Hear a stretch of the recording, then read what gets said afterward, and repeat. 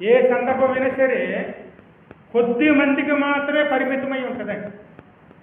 పుట్టినరోజు అనుకోండి, ఆ ఇంటి వాళ్ళకి, బంధువులకి, స్నేహితులకి మాత్రం సంబంధించింది. అలాగే ఏదైనా సరే శుభవర్తమానం అంటే వివాహం అన్న అవ్వచ్చు, పెళ్ళన్నా అవ్వచ్చు, కుటుంబంలో శుభకార్యమైనా అవ్వచ్చు, అది ఏదైనా సరే అక్కడికే పరిమితం అవుతుందండి. కానీ లోకానందరికీ చెందినటువంటి గొప్ప శుభవర్తమానం ఏమంటే ఈరోజు మన కోసం రక్షకుడు పుట్టి ఉన్నాడు. హల్లెలూయా. లూకా సువార్త చదువు 2వ అధ్యాయం 10 నుంచి.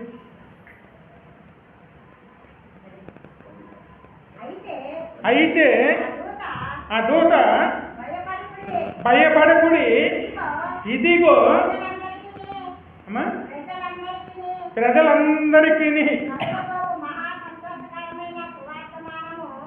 అమ్మా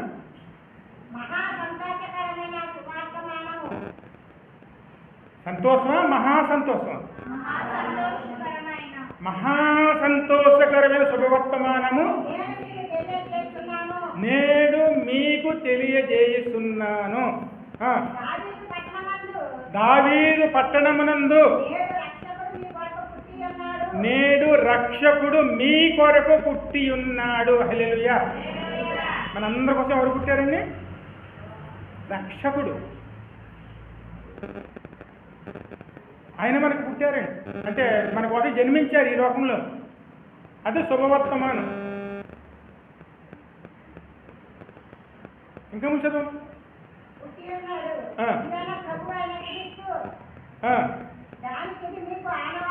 ఇదే మీకు ఆనవాళ్ళు. ఒక శిశువు పొట్టి గుడ్డలతో చుట్టబడి తన పొట్టిలో పండుకొని ఉండుట మీరు చూసేదరని వారితో చెప్పాను. వెంటనే పరలోక సైన్య సమూహము ఆ దూతతో కూడా ఉండి సర్వోన్నతమైనటువంటి స్థలములలో దేవుని మహిమయు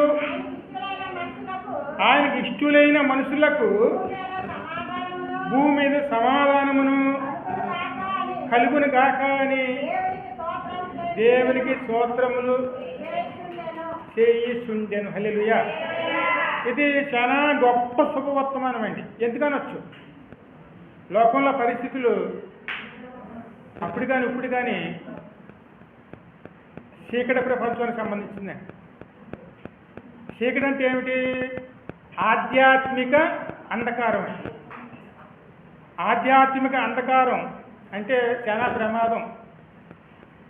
దేవుడు అంటే తెలుసు, అందరు నమ్ముతారు. దేవుని ఎలా ఆరాధించాలో, దేవుని ఎలా కనపరుచుకోవాలో, దేవుని సన్నిధిలో ఎలా నిలవాలో అన్నది తెలియక మనము ఆ చీకటి సంబంధించినటువంటి ప్రభావంలోనే జీవిస్తున్న వారు అండి. ఆ రోజుల్లో ఎలా ఉన్నారు అంటే, మన యెషయా గ్రంథం 9:2 చదువు.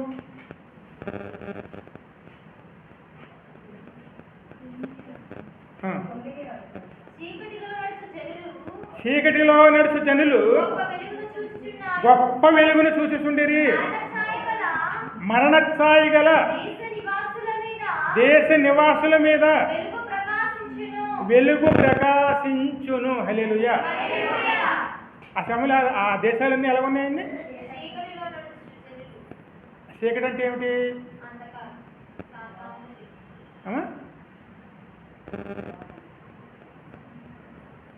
మనిషి ఎక్కువ దేని మీద ఆశపడతాడంటే ఆధ్యాత్మిక స్థితిలో ఎదగాలని చూస్తాడండి.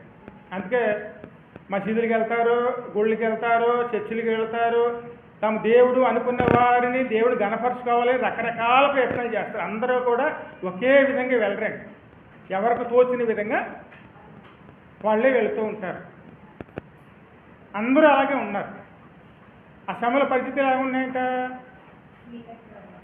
చీకటిలో నడుచు జనులు గొప్ప వెలుగును చూసిరి.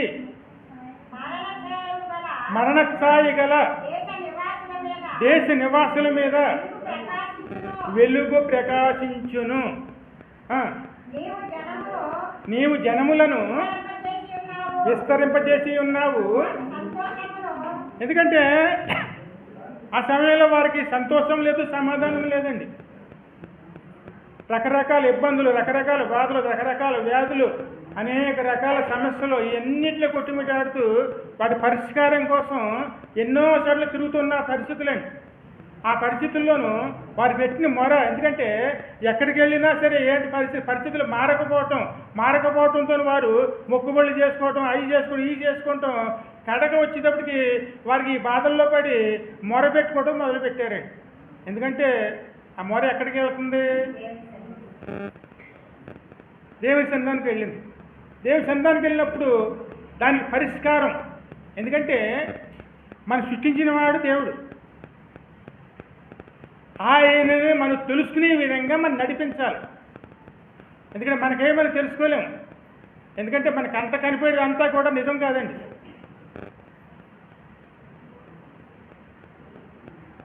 ఎందుకంటే రెండు రకాల దృష్టిలు ఉంటాయి మనకి, లోక దృష్టి, మనోదృష్టి అండి. లోక దృష్టిలో చూస్తే ప్రపంచం వేరేగా కనపడుతుంది, కానీ మనోదృష్టి, అంతరంగ దృష్టిలో చూస్తే వేరేగా కనపడుతుంది. మనం ఆయన చూసి ఆయన ఆరాధించే విధంగా నడిపించబడాలంటే ఖచ్చితంగాను అందులో నడిపించగల వారు కావాలండి. ఆ నడిపించడానికే దేవుడు నిర్ణయించిందే యేసయ్యనే మనకి అనుగ్రహించారు. ఆ విషయం చెప్పడానికే గొప్ప శుభవర్తమానం.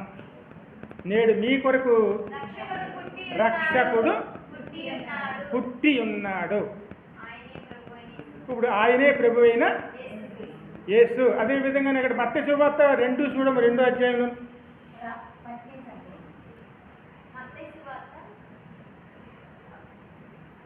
మత్తయి సువార్త 1వ అధ్యాయం 23 చదువు.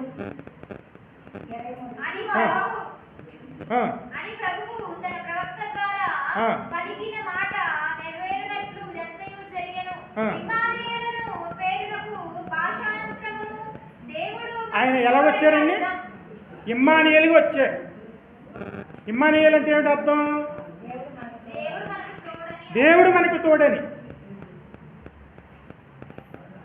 ఇంకో 2 పైన చదువు. ఇప్పుడు ఇదిగో కన్యక గర్భవతి అయి కుమారుని కనును, ఆయనకు అమ్మా ఇంకా పైకం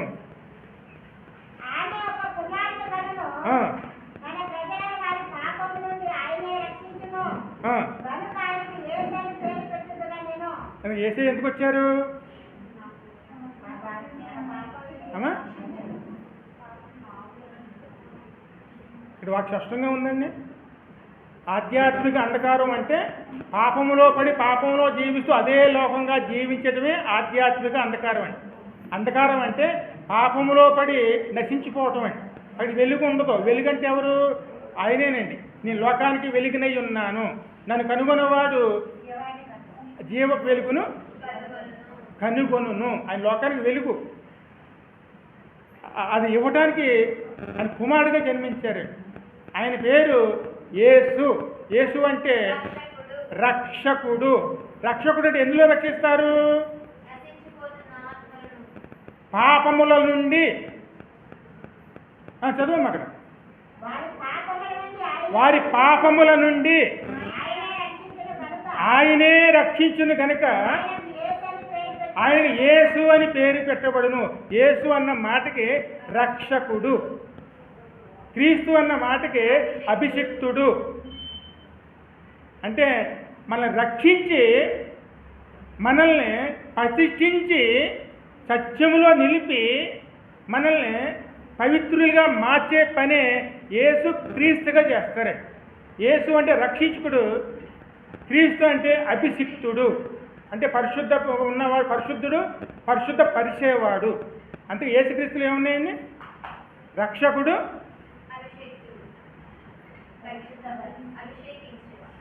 ఏ విషయంలో మనం రక్షిస్తారు? పాపంలోను. ఏ పాపం అయితే మన మీద ఏలుబడి చేస్తుందో ఆ పాపం అంతటిలోంచి విమోచించడానికే రక్షకుడిగా ఆయన మనకి అనుగ్రహించబడ్డారు. ఆ పరిస్థితులు ఎలాగున్నాయి? చీకటిలో పడిపోయి ఉన్నటువంటి సమయంలో, మరణాంధకారంలో కొట్టుకున్నటువంటి ఆ సమయంలో దేవుడే దయ తెలిసి వారు మొర విని వారిని ఆలకించి తన కుమారుణ్ణి అక్కడ అనుగ్రహించి రక్షించబడటం కోసం ఆయన మన కోసం ఈ లోకానికి వచ్చారు. ఎందుకంటే మనం రక్షించడం కోసమైనా ఈ లోకానికి వచ్చారు. అందుకే ఆయన రక్షకుడు. అందుకే ఆయన పుట్టినరోజు ఏదో కొద్దిమంది కోసం కాదండి, లోకంలో ఉన్న అంతటి కోసం ఆయన జన్మదినం జరుపుకుంటారు. ఎందుకంటే రక్షించడానికి వచ్చి, ఎందుకంటే ఏ నామములన్నా చూడండి, పాపాన్ని జయించిన వారు ఎవరూ కనపడరండి. ఈ లోకంలో ఉన్న ప్రతి నామాన్ని చూడండి, ఎవరినైనా పరిశీలన చేసుకోండి, పాపాన్ని జయించారు, పాపాన్ని జయించిన వారు అన్న నామం ఎవరిది? ఎక్కడ ఏ గ్రంథంలో లేదు, ఎవరి వల్ల కాదండి. పాపాన్ని జయించడం అంటే పాపములు విరిసివేయడం, పాపాన్ని జయించి పాపములు విరిసివేసి, మరణమా నీ విజయం ఎక్కడ, ఓ మరణమా నీ ముళ్ళు ఎక్కడ? పాపానికి ఉన్న ముళ్ళు మరణం అండి. పాపం బలి కోరుతుంది. ఆ స్థితిలో ఉన్న మనల్ని, అంటే మరణాంధకార పరిస్థితిలో ఉన్న మనల్ని, మనం ఏ సమయంలో అయినా సరే ఆ రెండో మరణానికి వెళ్ళిపోవచ్చిన మనల్ని, ఆ బాధలు పడుతున్న మన కోసం, ఎందుకంటే ఆ సమయంలో ఎలా ఉన్నారు? ములుగులండి. ఏ కుటుంబంలో చూసినా, ఎందుకంటే బయటికి చెప్పుకోలేరు కొంతమంది. అంటే కొన్ని పరిస్థితులు బయటికి చెప్పుకోలేని పరిస్థితులు ఉంటాయి. ఆ స్థితులు ఏం చేస్తాం? లోపలుండి మనం ములుగుతూ ఉంటాం. ఈ పరిస్థితి తప్పించే వాళ్ళు ఎవరున్నారో, ఎవరు సహాయం చేస్తారో, అవన్నీ ఎక్కడ చేరతాయి? అమ్మా, ఖచ్చితంగా దేవుడు ఆలకిస్తాడండి.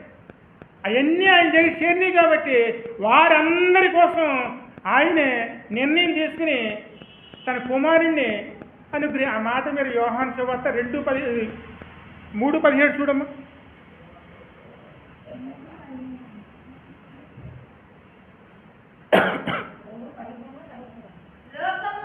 3:17.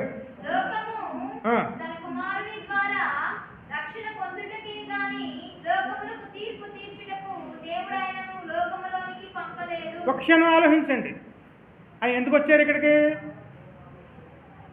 అమ్మా, తీర్పు తీర్చడానికి కాదండి.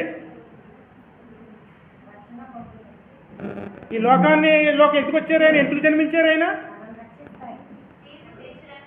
మనం నింద మోపడానికి కాదు, మన లోపాలు ఎత్తి చూపించడానికి కాదు, మనం ఏ స్థితిలో ఉన్నామో ఆ స్థితిలోంచి తిరిగి పునరుజ్జీవింపజేయడానికి లోకరక్షకుడిగా ఆయన జన్మించారు. కాబట్టి లోకానికి అంతటికీ కూడాను శుభవర్తమానం, ఎవరి పుట్టినరోజైనా సరే ఆ ఇంటికి సంబంధించిందే ఉంటుందండి, పక్కింటికి కూడా సంబంధం ఉండదు. కానీ యేసయ్య యొక్క జన్మదినం లోకంలో ఉన్న ప్రతి ఒక్కరికి కూడా సంబంధకరమైంది. ఎందుకంటే ఆయన మనందరికీ కూడాను రక్షకుడిగా జన్మించారు. ఆ మాట రాయబడి ఉందండి. తీర్పు తీర్చడానికి యేసయ్య ఈ లోకానికి రాలేదండి. అందుకే మనం ఎప్పుడు కూడాను మన తోటి వారిని ఏలెత్తి చూపడానికి మనం సరిపోవండి. ఎందుకంటే యేసయ్యే చూపించలేదు ఏలెత్తి, మనం ఎంతటి వారు? ఇప్పుడు మనం ఎవరిని చూస్తున్నాం అనుకోండి, ఖచ్చితంగా మనం ఒక అంచనాకు వస్తామండి. వీళ్ళు ఎలా ఉంటారు అంటే, మీరు వారి మంచితనాన్ని చెప్తారా, లేకపోతే వాళ్ళ లోటుపాట్లు చెప్తారా ముందు? అమ్మా, అమ్మ ఫలానా కుటుంబం మంచితనాన్ని అడిగితే ఆ కుటుంబం ఏం చెప్తామండి మనం?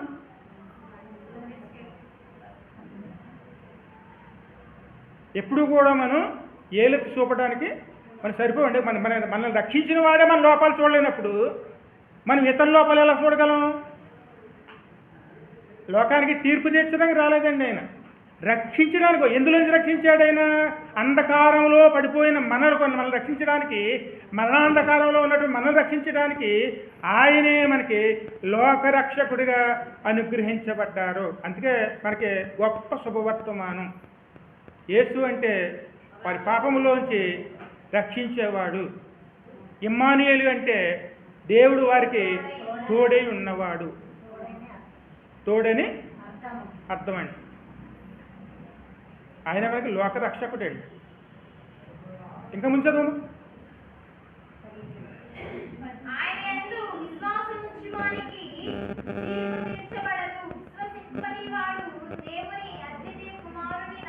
ఆయన యందు విశ్వసించిన వారికి తీర్పు తీర్చబడదండి.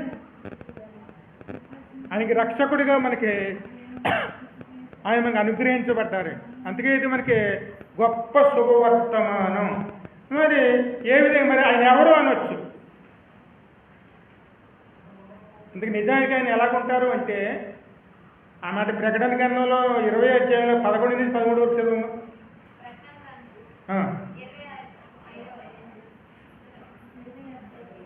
ప్రకటన గ్రంథం 20 అధ్యాయం 11 నుంచి 13 వస్తున్నారు.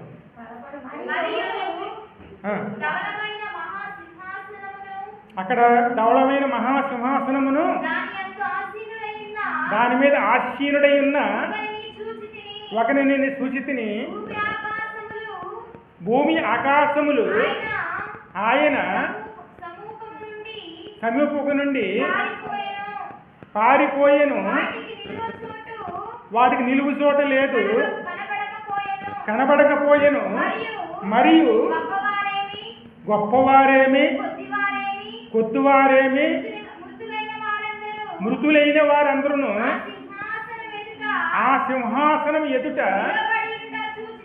నిలవబడి ఉండుట చూసి ఆయనేనండి. ఎందుకంటే ఇప్పుడు ఇందాక లోకరక్షగా పుట్టామని చూడండి, ఆయనే ఆ స్థితిలో కనపడతారండి. అది రెండో రాకట్లో జరుగుతుంది.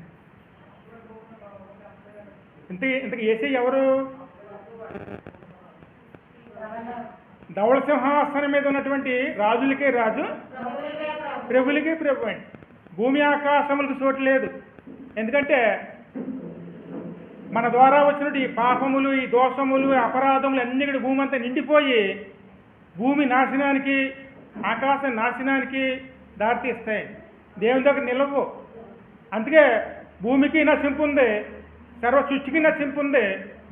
అవన్నీ నశించిపోయిన తర్వాత కొత్త ఆకాశమును కొత్త భూమిని సృష్టించబడును. ఆ రోజు వస్తుందండి. ఆయన ఇప్పుడు తీర్పు రావడానికి రాలేదు, కానీ ఆ రోజు తీర్పు ఆయన ద్వారా నిర్ణయం అవుతుంది.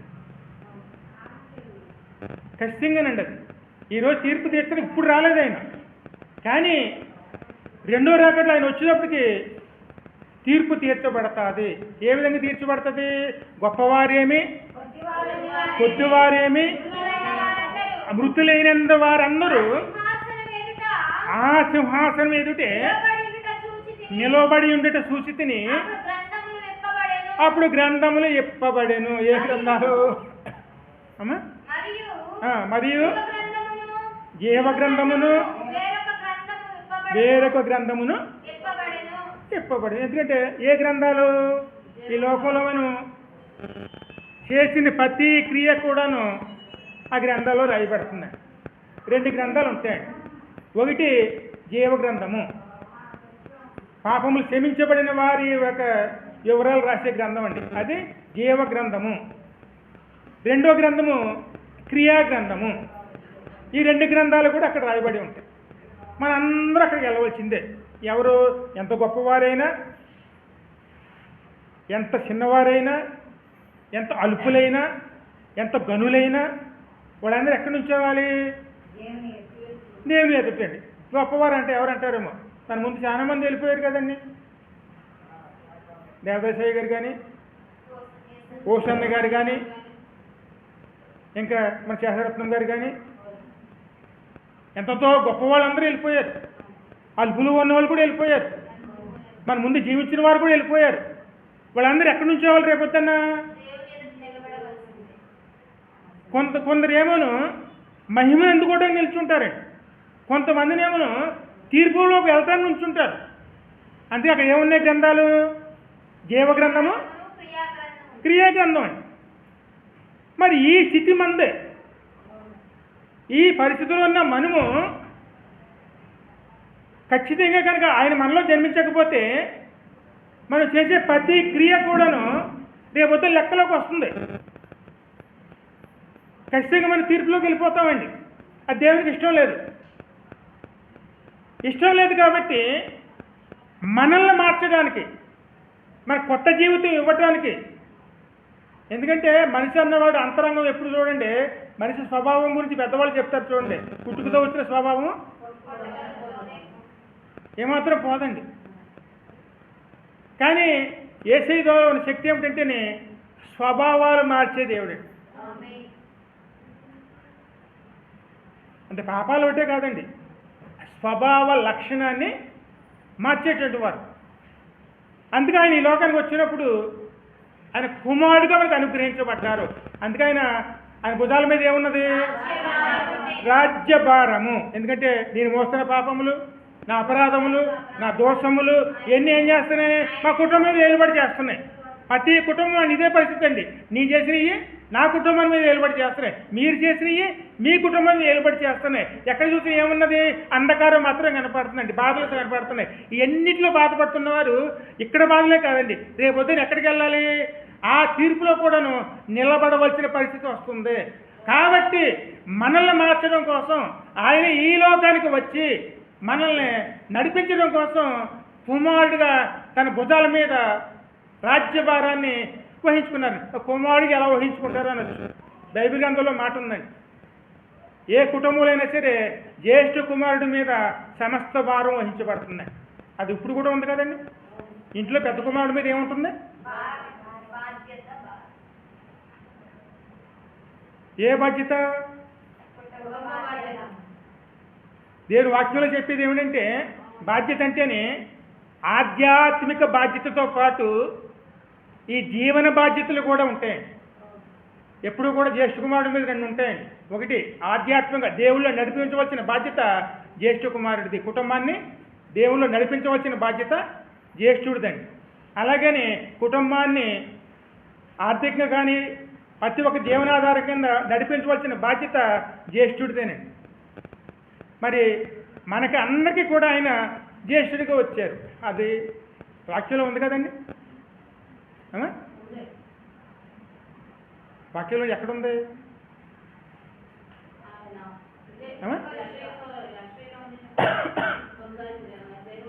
ఒక నిమిషం. రోమీయులకు రాసిన పత్రిక 8వ అధ్యాయము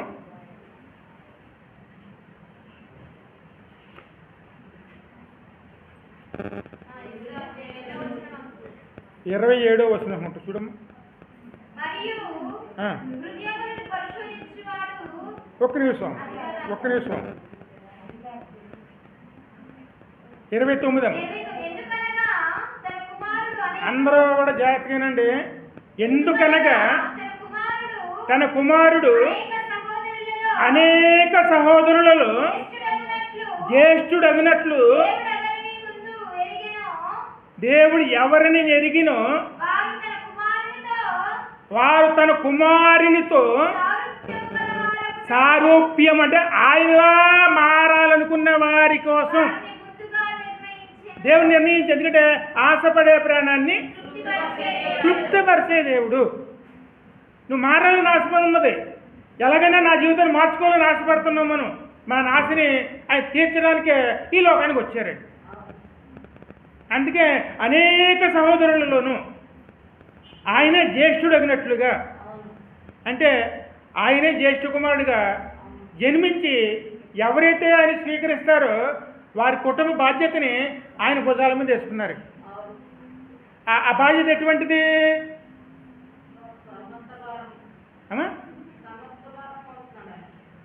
కుటుంబ భారం అయితే, ఆర్థిక భారాలు అయితే ఏదో రకం వేయగలుగుతాం, కానీ మన స్వభావాలు మార్చాలంటే మన వల్ల అవుద్దండి. అంటే కొంతమందికి అనుభవం కూడా ఉంటుంది చూడండి. చెడు అలవాట్లో పడిపోయి కొట్టుకుంటున్న వారు ఎంత ప్రయత్నం చేసుకున్నా అలవాట్లోంచి బయటికి రాగలుగుతున్నారు. వాళ్ళే అనుకుంటారు పాపం మానేయాలి అనుకుని, కానీ ఆ మానలేకపోవడానికి కారణం ఏమిటి? అది స్వభావం అండి.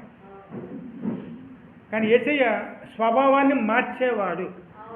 అందుకే తన పోలికలోకి మార్చుకోవటానికి ఆయన మీద భుజాల మీద తాను వహించుకుని మనల్ని ఆయనలా మార్చుకుని, ఎందుకంటే మనం ఆయనలాగా మారి ఆయనతో సహవాసం చేస్తూ ఆయన రాజ్యంలో, అంటే ఆయన దగ్గర మన నిందారహితులుగా నిలబెట్టాలని. ఎక్కడ నిలబెట్టాలి?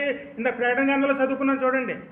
ఆ తీర్పులోకి మన అందరూ కూడాను నిందారహితులుగా నిలబడాలి. అక్కడ ఆ తీర్పులోకి వెళ్ళినప్పుడు మనం నిందారహితులుగాను, అంటే జీవగ్రంథంలో పేరు పొందుకునే విధంగా ఆయనే మనల్ని నిలబెట్టడానికి, ఆయనే మనల్ని జ్యేష్ఠుడి కింద మన కుటుంబంలో జన్మించడానికి వచ్చారు కాబట్టి ఇది లోకాన్ని అంతటికి సంబంధించినటువంటి శుభవర్తమానము.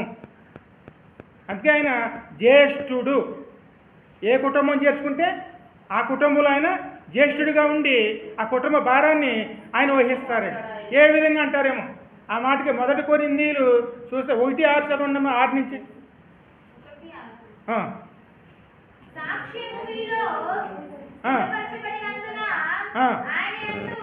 ఆయన యందు ఒక నిమిషం, ఆయన యందు మీరు ప్రతి విషయములోను అనగా సమస్త ఉపదేశములలోను సమస్త జ్ఞానములోను ఐశ్వర్యవంతులైతిరి కనుక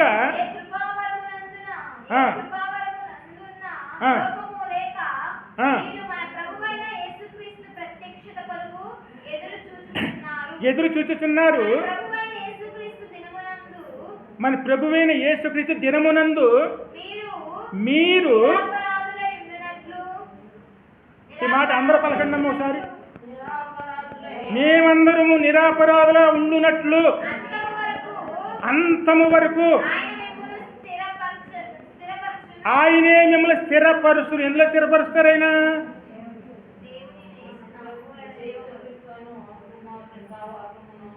అమ్మా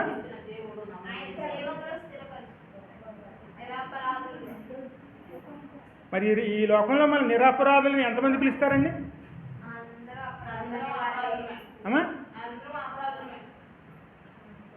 ఎవరైనా ప్రేమించే వారు ఒకళ్ళు ఇద్దరు ఉండొచ్చు, వాళ్ళు అనొచ్చు మన మంచివాళ్ళని, కానీ మనం వాళ్ళ వెనకాల ఎవరు ఉంటారండి? మనం ఎలా నిలబెట్టాలనుకున్నారండి ఆయన? సమస్త జ్ఞానములోను. అంటే సమస్త జ్ఞానం అంటే ఏమిటి? పిల్లలు బడికి వెళ్తున్నారు చూడండి, అక్కడికి వెళ్ళి ఏమి నేర్చుకుంటారండి?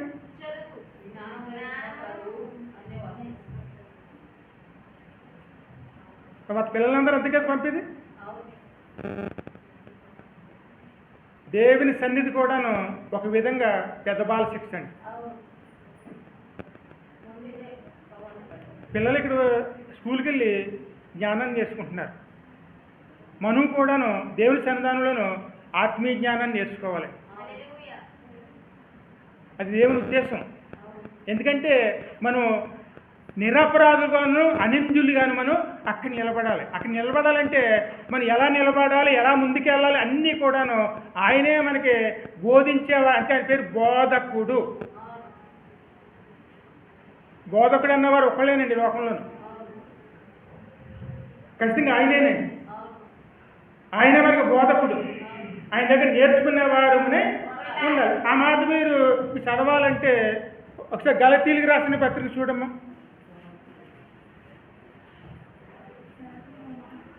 3వ అధ్యాయం,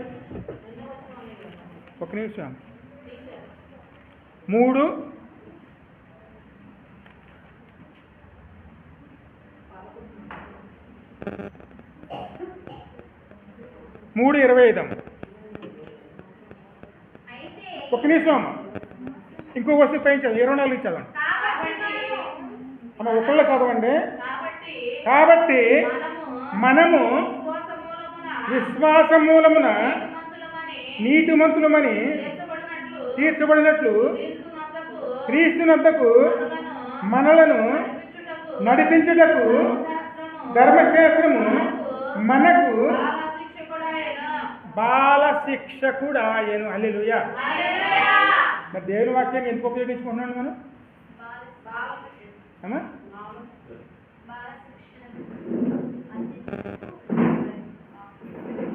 కాలేజీలకు వెళ్ళినా, స్కూల్కి వెళ్ళినా, ఎక్కడికి వెళ్ళినా మీరు ఏమి నేర్చుకుంటున్నారండి? అమ్మా ఖచ్చితంగా మీరు అక్కడ నేర్చుకున్న తర్వాతే కదమ్మా. మరి దేవుని మందిరంలో మనం ఏమి నేర్చుకోవాలంట? మనలో లోపాలు కనపడి అనుకోండి, ఆ లోపాలు ఎక్కడ తీసుకెళ్ళాలి? ఇంకొక వస్తువు ముందు చదవండి అన్నమాట.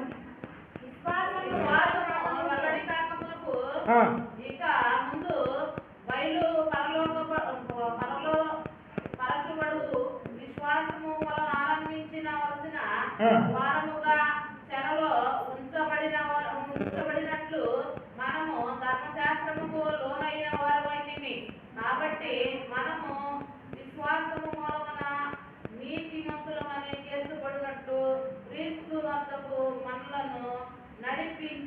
ధర్మశాస్త్రము మనకు బాల శిక్ష కూడా ఇప్పుడు దేవుని వాక్యం ఎక్కడ నడిపిస్తుంది మనల్ని? అమ్మా అది సరదాలో మనం నేర్చుకుని మన లోపాలన్నీ కూడా ఏసే దగ్గర మనం సరి చేసుకోవటానికి ఆయన దగ్గరికి దేవుని వాక్యం పంపిస్తుంది. అంటే నిందారహితులుగా మనం మార్చడానికి దేవుని వాక్యం అది తీసుకుని వెళ్ళి ఏసే దగ్గరికి తీసుకుని వెళ్ళి మనం సరి చేస్తుంది. మరి వాక్యాన్ని ఎంతవరకు సద్వినియోగం చేసుకుంటున్నాం అమ్మా? ఒక్కొక్కరు 20 సంవత్సరాలు లేదా 30 సంవత్సరాలు 10 సంవత్సరాలు 5 సంవత్సరాలు మరి విశ్వాసంలో ఎదుగుతున్న వారమే కదండి. మరి ఎంతవరకు దేవుని ఒక ధర్మశాస్త్రం ఉపయోగించుకోగలిగాం మనం? ఈ ధర్మశాస్త్రం సద్వినియోగం చేసుకున్నాం అనుకోండి, నిందారహితులుగా మనల్ని నిలబెడుతుంది. దేవుని యొక్క మనల్ని అనింద్యులుగా మనల్ని ఖచ్చితంగా నిలబెడుతుంది. అందుకే దేవుడు ధర్మశాస్త్రాన్ని ఇచ్చారు. ఆ రోజుల్లోనూ పాముకాటు గురైన వారికి ఇత్తడి శాపాన్ని ఇచ్చారు. అది చూసిన వారికి పాముకాటులోంచి పూర్తి విడుదల వచ్చింది. ఆ తర్వాత యోధ జనాంగం అంతా ఏం చేశారంటే అదే ఒక దేవుడిగా భావించి ఇంట్లో పెట్టి పూజలు చేయడం మొదలుపెట్టారు. ఇప్పుడు కూడా మనం ఏం చేస్తున్నామంటే ఇది తల కింద పెట్టుకుంటే అమ్మా ఈ పరిశుద్ధ జ్ఞానం తల కింద పెట్టుకుంటే ఏమొస్తుందమ్మా?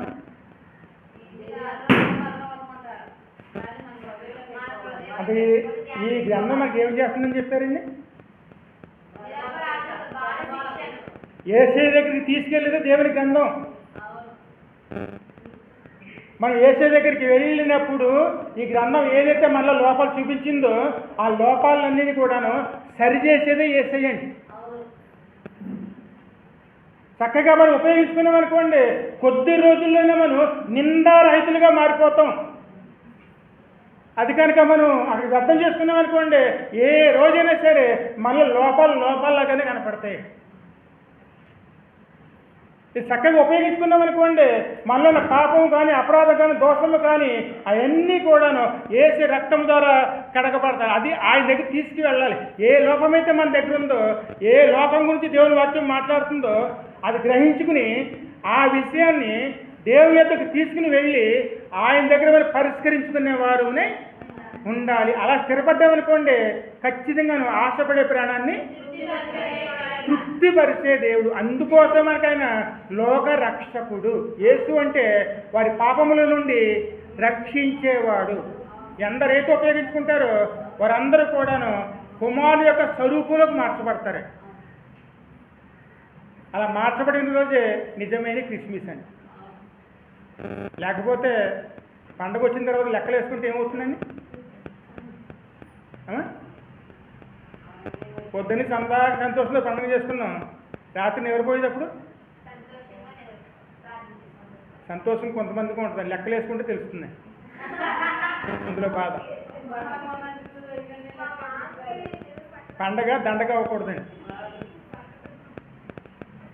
ఆయన మన కోసం ఈ లోకాన్ని ఎందుకు వచ్చారు? ఆయన మన స్వభావాలు మార్చడానికి, మన పాపములను విడిపించడానికి, కొత్త జీవితాన్ని ఇవ్వటానికి, చీకట్లో ఉన్నవారు వెలుగులోకి నడిపించడానికి, మరణాంధకారంలో ఉన్నవారు రక్షించడానికి, లోకరక్షకుడుగా ఆయన మన కోసం వచ్చి మనం నడిపించడానికి ఆయన ఆ వాక్యమే శరీరధారి అయి ఆయన మనలో జన్మించి ఇప్పుడు వాక్యం ఎక్కడున్నది?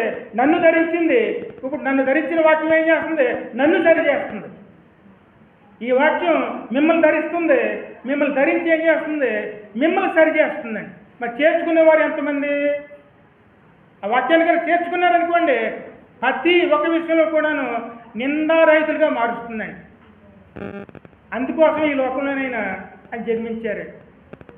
మరి దేవుని ఉద్దేశాన్ని ఎంతవరకు సద్వినియోగం చేసుకోగలం మనం? అమ్మా, ఎప్పుడు కూడా దేవుని సన్నిధానం పరిశుద్ధపరచడం కోసం ఉపయోగించుకోవాలి. అందుకే అది పెద్ద బాల శిక్ష. మరి పెద్దవాళ్ళకి తెలుస్తుంది, ఇప్పుడు ఉన్న వాళ్ళకైతే తెలియదు. కానీ పెద్ద బాల శిక్ష గురించి దేని గురించి మాట్లాడతారండి? అది అప్పుడు రెండే గ్రంథాలండి, చిన్న బాల శిక్ష, పెద్ద బాల శిక్ష. అలాగే మనల్ని పరలోకం గురించి నడిపించడానికే దేవుని చిత్తం అనేది ఆయనే ఒక వాక్యంగా వచ్చి మనం నడిపించడానికి ఈ లోకానికి వచ్చారు. మరి దేవుని చిత్తం నెరవేరాలంటే ఆయనకి లోబడేవారునే ఉండాలి. లోబడ్డామనుకోండి ఖచ్చితంగాను దేవుడి కార్యాలు చేస్తారు. ఆ మాట యోహాను 5:22 చూడము. తండ్రిని కనపరిచినట్లుగా అందరూ కుమారుని కనపరచవలెనని తీర్పు తీర్చుటకు సర్వాధికారము. 5:22 22. తండ్రి యొక్క ఎవరికిని తీర్పు తీర్చుడు గాని తండ్రిని కనపరిచినట్లుగా అందరూ కుమారుని కనపరచవలెనని తీర్పు తీర్చుటకు సర్వాధికారము కుమారునికి అప్పగించి ఉన్నాడు. మరి ఈ మాటకి అర్థం ఏమిటి? తండ్రి అంటే యెహోవా, కుమారుడు అంటే ఉదయం వాక్యం. యెహోవాని గణపరచిన విధంగా దేవుని వాక్యాన్ని గణపరుస్తున్నామండి.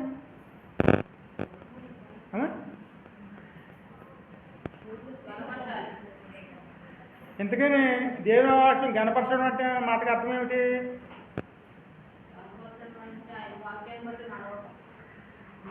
ప్రతిష్ఠించుకోవటం అన్న మాటకు అర్థం ఏమిటంటే ఆయనను స్వీకరించి దాన్నే మనం ఆధారంగా చేసుకుని జీవించటమే ప్రతిష్ఠించుకోవటం అండి. ఏ విషయంలో అయితే దేవుడు మనకి ఇచ్చారో అది ఆయన తీసుకుని అది మనలో నెరవేర్చుకోవటానికే మనల్ని ప్రతిష్ఠించుకోవటమే అదేనండి. అందుకే తండ్రిని ఎలా కనపరుచుకుంటున్నామో కుమారుడైనటువంటి వాక్యాన్ని కూడా కనపరుచుకుని ఆ వాక్యం ద్వారా మనం ఈ లోకంలో మనం స్థిరపడి ఆయన ద్వారా కట్టబడేవారునే ఉండాలి. అందుకోసమేనే, అందుకే ఈ లోకానికి ఆయన వచ్చారండి. అదేవిధంగా మనం చూస్తే ఇంకా ముందుకు వెళ్ళిపోదాం.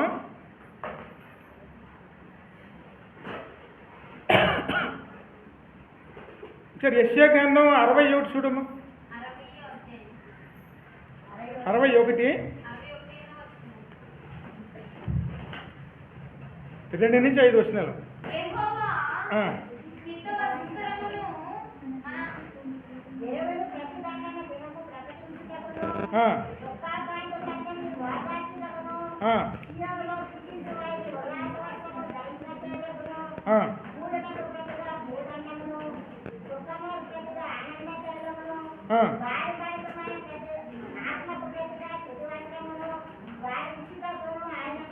ఒక్క నిమిషం, ఇక్కడ మొదటి మందు ఒక వచనం జ్ఞాపకం, రెండో వచనం జ్ఞాపకం చేసుకుందాం. యెహోవా ఇష్టవస్త్రము అంటే కృప అండి.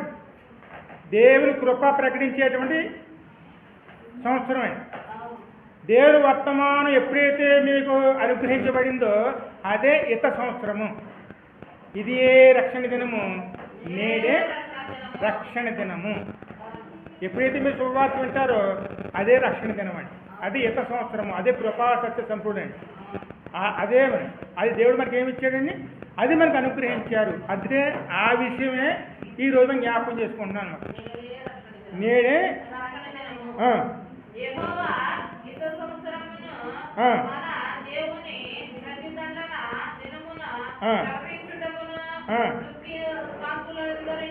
దుఃఖాక్రాంతులందరినీ ఓదార్చుటకును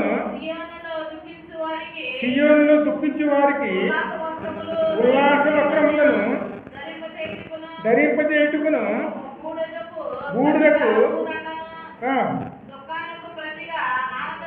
ఆనంద తైలమును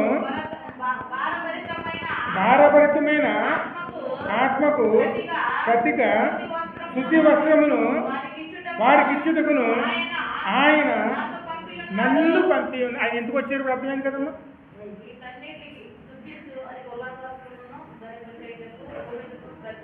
ఏ బాధలతో అయితే దేవుడి చందానికి వచ్చి ఉన్నామో ఆ బాధల నుంచి మనం విడిపించడానికి, ఆ కష్టాల నుంచి విడిపించడానికి, ఆ వ్యాధుల నుంచి విడిపించడానికి ఆయనే మన కోసం కుమారుడిగా ఆయన సన్నిధానంలోనూ మనకు అనుగ్రహించబడ్డారు. ఉల్లాస వస్త్రము, సంతోష వస్త్రము, అది మనకి ధరింపజేయటానికి ఆయన అనుగ్రహించబడ్డారు. ఏ ఇరుకులు అయితే ఉన్నాయో, ఏ ఇబ్బందులు అయితే ఉన్నాయో అవన్నీ కూడాను ఆ భుజస్కంధాల మీద మోసుకోవడానికి. అందుకే ప్రయాసపడి భారాలు మోస్తున్న సమస్త జనులారా మీరు నా యొద్దకు రండి, నేను మీకు విశ్రాంతిని కలగజేతును. విశ్రాంతి అదే శుభవర్తమానం. అది ఇవ్వటానికే ఆయన మన కోసం అనుగ్రహించబడ్డారు. ఇంకా ముందు 5 వరకు చదవండి. మూడులకు ప్రతిగా పూదనను, దుఃఖమునకు ప్రతిగా ఆనందమైనమును, భారభరితమైన ఆత్మకు ప్రతిగా స్తుతి వస్త్రమును వారికిచ్చుటకు ఆయన నన్ను పంపి ఉన్నాడు. యెహోవా తాను మహిమపరుచుకున్నట్లు నీతియను మస్తిక వృక్షములన్నీయు యెహోవా నాటిన చెట్లన్నీయు వారికి పేరు పెట్టబడును. అందుకే చూడండి, ఖచ్చితంగా ఒకళ్ళని దేవుడు అక్కడ నాటేరు అంటారు. చూడండి, దేవుని చేత వాడబడిన వారే. పలానా మందిరంలో చూడండి, నాటబడిన వృక్షములాగా వాళ్ళు వర్ధిల్లుతున్నారు. పలానా మందిరంలో వాళ్ళు ఖచ్చితంగా వాడబడుతున్నారు. ఖచ్చితంగా మనం మాట్లాడుకుంటాం. చూడండి, వాళ్ళందరూ ఎవరు? దేవుడు నాటిన వృక్షాలే. ఒక వృక్షం నాటితే ఆ వృక్షాన్ని ఆనుకుని ఎన్ని జీవిస్తాయండి?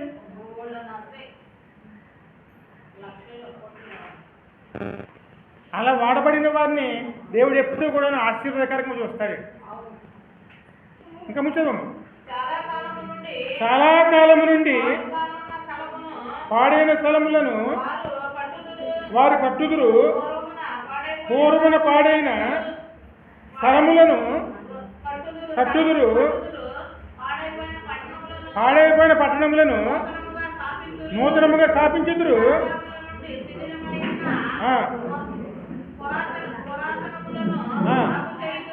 బాగు చేయుదురు. చూడండి, సాగం. అందుకంటే ఇప్పుడు దేవుని మందని కాస్తున్నటువంటి వారు ఇప్పుడు ఎవరండి అమ్మా? ఈ భూమి మీద ఉన్న కాపర్లేదు. అంటే మేము అన్యులమా లేకపోతే యూదులమా అమ్మా? మన అందరం అన్యులమేనండి.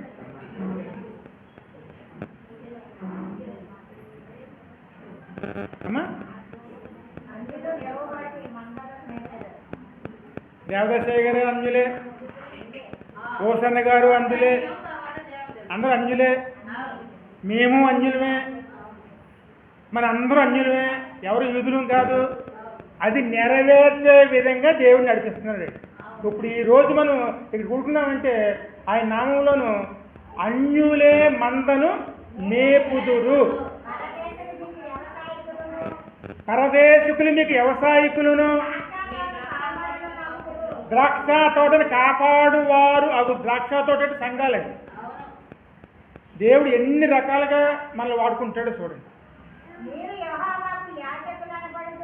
మీరు యెహోవాకు యాజకులు అనబడుదురు. చూడండి, వారు నా దేవుని పరిచారకులని మిమ్మల్ని గూర్చి. వారందరూ ఎవరు?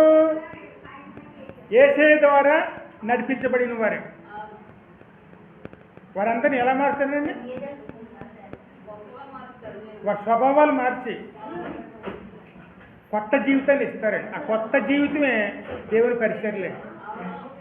దేవుని ఆరాధించేవారు గాను, దేవుని గణపరిచేవారు గాను, దేవుని పరిచర్య చేసేవారు గాను, వారు ఒక నీతిమంతులు గాను, అనింద్యులు గాను, దేవుడు అనేక మందిని ఆయన నిలబెడతారు. అదే స్వభావాలు మార్చే దేవుడు. మరి ఆయన ఏమంటున్నారు? ఇవాళ పాడైపోయిన కట్టడాలు నేను తిరిగి కట్టేదను, నేను నూతనంగా కట్టేదను. ఏ విషయంలో మనం వెనకబడిపోయి ఉన్నాం, ఏ విషయంలో మనం బాధపడుతున్నాం, ఏ విషయంలో మనం దుఃఖం కలిగి ఉన్నది, ఆ విషయాల్లో మనల్ని తిరిగి కట్టడానికి ఆయన భుజస్కంధాల మీద మన భారాన్ని వహిస్తున్నాం. అనారోగ్యమా, లేకపోతే ఆర్థిక ఇబ్బందులా, లేకపోతే ఆధ్యాత్మికంగా వెనకబడిపోయామా, ఏ విషయంలో అయితే మనం ఆ స్థితిలో ఉన్నామో తిరిగి మనల్ని కట్టడానికి కుమారుడిగాను ఆయన భుజస్కంధాల మీద ఆయన వహించుకుని ఉన్నారు. అందుకే మనకి భారాభరితమైన వస్త్రములతో చాటున మనకి అక్కడ ఉల్లాస వస్త్రములను ధరింపజేసాను. ఉల్లాస వస్త్రములు సంతోష వస్త్రాలండి. ఎందుకంటే దేవుడి సన్నిధానం వచ్చినప్పుడు మనం బాధలతోనే వచ్చాం, కానీ వెళ్ళేటప్పుడు దేన్ని తీసుకెళ్ళాలండి? ఉల్లాస వస్త్రాన్ని తీసుకెళ్ళాలి. అమ్మా ఉల్లాస వస్త్రాన్ని. దుఃఖించువారిని ఉల్లాస వస్త్రము ధరింపచేయుటకును, బూడిదకు ప్రతిగా పూదండను, దుఃఖమునకు ప్రతిగా ఆనందతైలమును, వారి పరికరమైన ఆత్మకు ప్రతిగా పుణ్యవస్త్రమును, వారికి ఇచ్చుటకు ఆయన మరి అలా తీసుకోవాలంటే అవి మనం పొందుకోవాలంటే ఒక వచనం ఆయనకు ముగించేసి ఎక్కువ టైం అవుతుంది, ముగించేసుకుందాం. ఏ విషయాలు మన జాగ్రత్తగా ఉండాలి తీసుకోవడానికి? ఏ అర్హతలు ఉండాలి? విశ్వాసం ఉండాలి, భయభక్తులు ఉండాలి. ఆ మాట మొదటి కొరింథీయుల్లో ఎంత చదివారు చూడండి.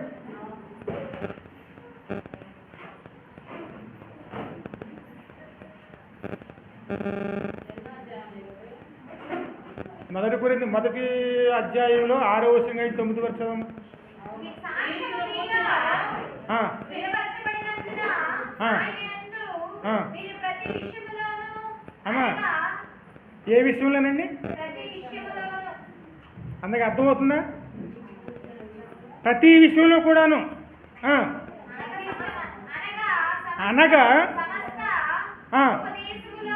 సమస్త ఉపదేశములోను సమస్త కార్యములలోను ఐశ్వర్యవంతులమైతిమి గనుక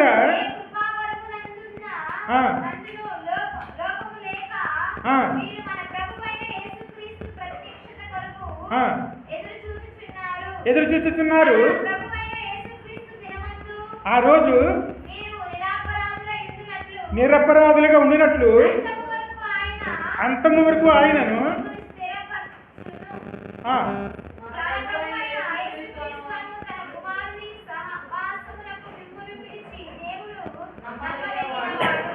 ఎందుకు మళ్ళీ ఎందుకు పిలిచారండి?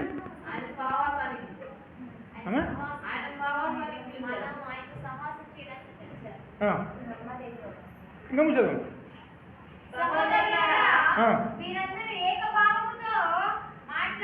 ఒక్క నిమిషం. మరి పిలిచిన దేవుడి ముందు మనం ఎలా మాట్లాడాలని చెప్పారండి ఆయన? ఇది మనకు సాధ్యమేనా? అమ్మా మరి ఒకే మాటలో లేనప్పుడు మన స్వభావాలు ఎలా మారుతాయండి? ఒకే మాటలో మనం నిలబడలేకపోతే మన స్వభావాలు ఎలా మారుతాయి?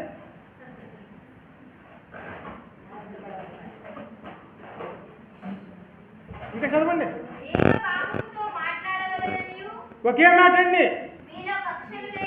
కక్షలు ఉండకూడదు, ఒకటే మనసు. అమ్మా ఏక తాత్పర్యముతోను మీరు అమ్మా సంసద్దులై ఉండవలననియు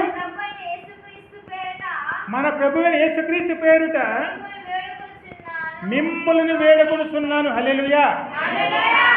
ఇందులో ఎప్పుడైతే మనం దేవుని మహిమపరుచుకుంటామో, ఎక్కడైతే మనం నిలిచి ఉన్నప్పుడు అక్కడ అందరితో సమాధానంగా ఉంటామో, ఎక్కడైతే దేవుడు నిలిచినప్పుడు ఆయన క్రీస్తుని మనం కనపరుచుకుంటామో అక్కడ దేవుడు క్రియ జరిగిస్తాడండి. మన నలుగురు కూర్చున్నప్పుడు 4 మనసులు ఒకటి కాకపోతే మన మధ్య 5వ వాడికి ఆయన ఉండడండి. ఎక్కడ 2-3 ఉంటే అక్కడ నేను ఉందును. ఆయన ఉండాలంటే ముందు మన ఇద్దరును ఏకమనసై ఉంటే 3వ వారిగా ఆయన ఉంటారు. ఇద్దరిలోనే భేదాలు వస్తే మన 3వ వారిగా ఆయన ఎందుకు వస్తారు ఇక్కడికి? అందుకే సంఘంలో ఏమి ఉండకూడదు? భేదాలు ఉండకూడదండి, లోపాలు చూడకూడదండి, ఒకరు నిందించేవారిగా ఉండకూడదు. అవన్నీ మనలో కనపెట్టాయి అనుకోండి. ఎందుకంటే ఇప్పుడు మనకు 5 ఏళ్ళు ఉన్నాయి. కేలు ఏపు చూపిస్తే ఉన్న ఏళ్ళు ఎక్కడ చూపిస్తున్నాయండి?